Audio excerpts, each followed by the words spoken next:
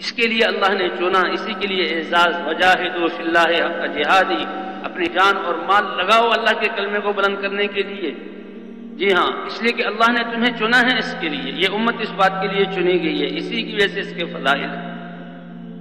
بھئی یہ محنت اللہ نے عطا فرمائی، اس محنت میں دو بنیادی چیزیں، ایک نقل و حرکت ہے اور ایک اجتماعیت ہے۔ اس دین نے اس امت مسلمہ کو جوڑ دیا۔ المسلمون فی توادہم وتراحمہم کمثل الجسد، کہ مسلمان آپس کی ہمدردی خیرخواہی میں ایک جسم کی طرح ہے، کہ ایک جسم مختلف اعضاء ہیں، مختلف کام ہیں، لیکن ہر عضو اپنی ذات کے لیے کم استعمال ہو رہا ہے، پورے جسم کی رہنمائی رہبری کے لیے زندگی بھر استعمال۔ آنکھیں پورے جسم کے لیے دیکھ رہی، زبان پورے جسم کے لیے بول رہی، کان پورے جسم کے لیے سن رہے۔ اس لیے امت کی جان و مال اور صلاحیت انسانیت کے لیے زیادہ لگے، اور اپنے لیے بقدر ضرورت، اپنے لیے بقدر ضرورت، پھر اللہ اپنی دینے دہش کے دہانوں کو ان کے لیے کھول دے۔ ان تنصر اللہ ینصرکم، تم اللہ کے دین کی مدد کرو اللہ تمہاری مدد کرے گا۔ وَإِن يَنصُرْكُمُ اللَّهُ فَلَا غَالِبَ لَكُمْ، جب اللہ تمہاری مدد کرے تو کوئی چیز کائنات کی تم پر غالب نہیں آ سکتی۔ انتم الاعلون ان کنتم مؤمنین، اللہ نے بلندی رکھی ہے تمہارے لیے، سب سے اوپر ہوگے اگر تم ایمان والے۔ تو ایک نقل و حرکت ہے اور ایک اجتماعیت ہے، کیونکہ یہ دین اللہ کا دین حضور صلی اللہ علیہ وسلم کی لائی مبارک زندگی پوری انسانیت کے لیے ہے، تو اس امت کی سوچ اور اس کی تدبیریں اور اس کی نقل و حرکت پوری عالم کے لیے ہو اور قیامت تک آنے والی نسلوں کو سامنے رکھے۔ جیسے اللہ کے رسول یا ایھا الناس، اے دنیا بھر کے انسانوں، تو ہم آپ کی نیابت میں، یہ امت آپ کی نیابت میں اس پیغام کو لے کر چلیں، پوری دنیا کی انسانیت کی نیت کریں۔ اس لیے ہمارے نکلنے میں جو ہے پوری دنیا کی نیت، پوری دنیا کی نیت، ہماری نقل و حرکت میں ساری انسانیت کی جتنی بڑی ذمہ داری کا احساس کریں گے اور احساس کر کے اس کام کو سیکھنے کے لیے نکلے ہیں اپنی تربیت کے لیے، کہ اللہ ہماری تربیت فرما دے اور ہمارے اندر وہ صفات آ جائیں جس کی وجہ سے اللہ اس محنت کے لیے قبول کر لے۔ کام تو اس وقت شروع ہوگا جب ہم صفات والے بن کر میدانوں میں اتریں گے، ابھی تو ان صفات کو حاصل کرنے کے لیے اللہ کے ہاں قبول کروانا ہے۔ اے ابو ذر، عمل کو خالص کر فإن الناقد بصیر، اللہ نے پرکھنا ہے، وہ بڑی بصیرت والے ہیں، وہاں بھول چوک نہیں ہو سکتی، انہوں نے چننا ہے، اس لیے بھی اللہ کے سامنے اپنے آپ کو پیش کرنا۔ کام تو اس وقت شروع ہوگا جب اللہ کی ذات پر کامل ایمان والے، اللہ کے عشق، ان کے دل اللہ کے عشق اور محبت میں بھرے ہوئے، حضور صلی اللہ علیہ وسلم کی کامل اتباع کرنے والے، حضور کی محبت سے دل لبریز، آخرت کا استحضار، دنیا سے بے رغبتی، تقوی والی زندگی اور سنتوں سے معمور ان کی زندگی، صبر اور زہد اور نرمی والے، ہمدردی خیرخواہی والا جب ایک مجموعہ ہوگا تو پھر اللہ ان سے کام لے۔ تو ہم سب اپنی تربیت کے لیے نکلے۔ تو نقل و حرکت ہے، پوری انسانیت کی نیت کر کے نقل و حرکت کرنا، ہمارے مشوروں میں، ہمارے ہر عمل میں نیت پورے انسانیت کی ہو، پھر جیسی نیت ہوگی ہمارے اعمال کا اثر اللہ پورے عالم پر ڈالیں گے، اس کے مطابق ہماری تربیت فرمائیں گے۔ تربیت کرنے والی ذات اللہ کی ہے، جی ہاں، صفات دینے والی ذات اللہ کی ہے، ہمارے ذمہ تو عزم ہے۔ اور دوسرا اجتماعیت ہے کہ دل جڑے ہوئے، دل جڑے ہوئے۔ اس امت کا افتراق اللہ کو پسند نہیں۔ وَلَا تَنَازَعُوا فَتَفْشَلُوا وَتَذْهَبَ رِيحُكُمْ، آپس میں جھگڑو مت، جی ہاں، تو تم بزدل ہو جاؤ گے، تمہاری ہوا اکھڑ جائے گی۔ جیسے مسلمان کا مسئلہ تو اجتماعی، حضور صلی اللہ علیہ وسلم غزوہ احد میں آپ اور اس کے بعد صحابہ موجود، اور یہ وہ مجمع ہے کہ ان کے چند افراد پر اللہ نے بدر میں ایسی فتح عطا فرمائی، اسی جذبے کو لے کر صحابہ کرام احد میں اترے، لیکن چند صحابہ سے اجتہادی غلطی ہوئی اور وہ پہاڑ سے نیچے اتر آئے، اللہ نے دکھایا کہ اتری ہوئی جہاں فتح و شکست سے بدل گئی اور 70 صحابہ شہید ہوئے۔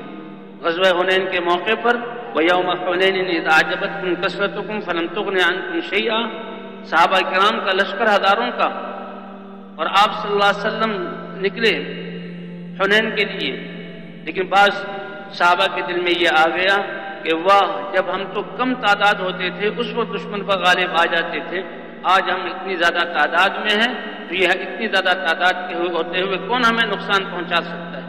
اللہ فرماتے ہیں تمہاری نظر تمہاری کثرت پر گئی، جی ہاں، اور اس کثرت سے تم جو ہے ہجوم میں پڑ گئے تو تمہاری کثرت نے کوئی فائدہ نہیں دیا۔ ایسی تیروں کی بارش آئی کہ اللہ کے رسول کو صحابہ چھوڑ کر پیچھے ہٹ گئے، اور حضور صلی اللہ علیہ وسلم جو ہیں وہ پکار رہے ہیں اے معاشر انصار، اے معاشر انصار، انصار کو بلا رہے ہیں، مسلمانوں کو بلا رہے ہیں۔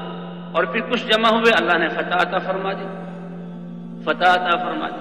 تو یہ مبارک دین اللہ نے دیا جو پوری زندگی کے شعبہ حیات کو گھیرے ہوئے، اس دین کی زندہ کرنے کو اللہ نے اس محنت کے ساتھ جوڑا۔ تو اس لیے بھائی اجتماعیت ہو، دل جڑے ہوئے، دل جڑنے کے اصول، کہ صبر کی صفت ہم میں آئے۔ صبر کتنی بڑی صفت ہے، جیسے پیچھے عرض کیا ان اللہ مع الصابرین وبشر الصابرین الذین اذا اصابتهم مصیبۃ قالوا انا للہ وانا الیہ راجعون۔ بشارت دے دیجیے کہ جب بھی کوئی ناگواری آتی ہے وہ فوراً کہتے ہیں اس میں گھبرانے کی کیا ضرورت ہے، تو اللہ کی طرف سے پیش آئی، ہم اللہ ہی کے ہیں اور یہ اللہ کی طرف سے ہمارے فائدے کے لیے، کیونکہ ہم اللہ کے ہیں، اللہ کی طرف لوٹ کر جا رہے ہیں، اس پر صبر کریں گے اللہ اجر دیں گے۔ اولئک علیہم صلوات من ربہم ورحمہ واولئک هم المہتدون۔ یہ وہ لوگ ہیں کہ اللہ کی طرف سے ان پر رحمتیں اور برکتیں اور اللہ کی طرف سے اس بات کا یقین کہ یہ ہدایت یافتہ لوگ۔ فرمایا یہ تین صفات قرآن پاک میں اللہ نے صبر والوں کے لیے جمع کی، کسی اور کے لیے نہیں۔ وہ اس لیے اللہ کے راستے میں نکلنا ہے تاکہ ہماری تربیت ہو جائے، اجتماعیت اور جو ہے نقل و حرکت، اس لیے کہ جماعت کی صورت میں بن کر چلے۔ صحابہ کرام کو تو لشکر، ہزاروں کا لشکر ہوتا تھا اور ان کا جذبہ ایک، اس لیے جماعت کی صورت میں نکلنا، جماعت کی صورت میں نکلنا، ایک ذمہ دار ہو اور باقی ساتھی جو ہیں ان کے ساتھ جڑ کر چلے۔ جہاں ہماری نیت تو پوری دنیا کی ہو، تشکیل جہاں بھی ہو جائے، پوری دنیا کی ذمہ داری کی نیت کر کے چلیں۔ اس کی نشانی یہ ہے کہ اپنے آپ کو حوالے کریں، اپنی مرضی کو پیچھے چھوڑ دیں، جی ہاں، نفس کی خواہش کو پیچھے چھوڑ دیں۔ اے اللہ کے رسول، ہم تو آپ کے ساتھ ہیں، سل من شئتا، جس سے چاہے آپ جوڑ دیں اور جس سے چاہے آپ کاٹ دیں، سالم من شئتا، جس سے چاہیں صلح کرا دیں اور جس سے چاہیں آپ ہمیں بھیڑا دیں، اور اگر آپ حکم دیں گے تو برقیمات تک ہم اپنی سواریوں کو تھکا دیں گے، ہم آپ کے ساتھ ہیں۔ اس پر اللہ کی مدد ہوتی ہے۔ تو بھائی جہاں ہماری تشکیل ہو جائے تو بھائی تیار ہیں اس کے لیے انشاءاللہ، اور پوری ہر مسلمہ کو اللہ نے اس نعمت سے نوازا۔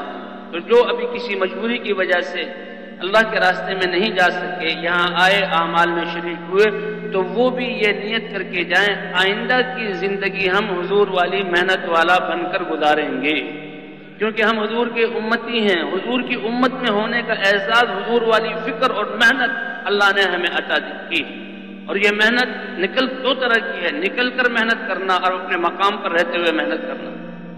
صحابہ کرام نے مدینہ منورہ کا ماحول ایسا بنایا تھا، گھروں کا ماحول بھی، مسجد کا ماحول بھی، کہ ان کے ماحول میں اگر کوئی سلیم الطبع کافر آ جاتا تو چند لمحات اور چند دنوں سے زیادہ اس کا وقت نہیں گزرتا تھا کہ اسلام کی حقیقت اس کے سامنے واضح ہو جاتی تھی اور اللہ اس کو ہدایت عطا فرما دیتی تھی۔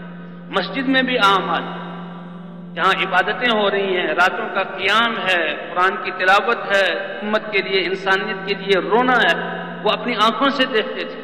اور دن میں دعوت ہے، تعلیم ہے، مہمان نوازی ہے، اخلاق ہیں، حتیٰ کہ قیدی کو بھی مسجد میں باندھا جاتا ہے۔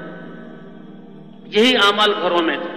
تو واپس جانے والے اب اس بات کی نیت کر کے جائیں کہ اپنی مسجدوں کو حضور صلی اللہ علیہ وسلم کے زمانے کی مسجد نبوی کے اعمال سے آباد کریں گے۔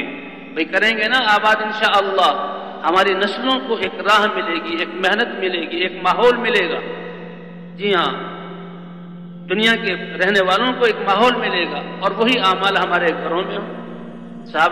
صحابہ تو فرماتے ہیں اسواقنا کمساجدنا، بازار جہاں خرید و فروخت ہوتی ہے وہ بھی وہاں وہی فکر، وہی اعمال اور وہی محنت تھی جو ہمارے مساجد، ہمارے بازاروں میں اور مسجدوں میں فرق نہیں تھا۔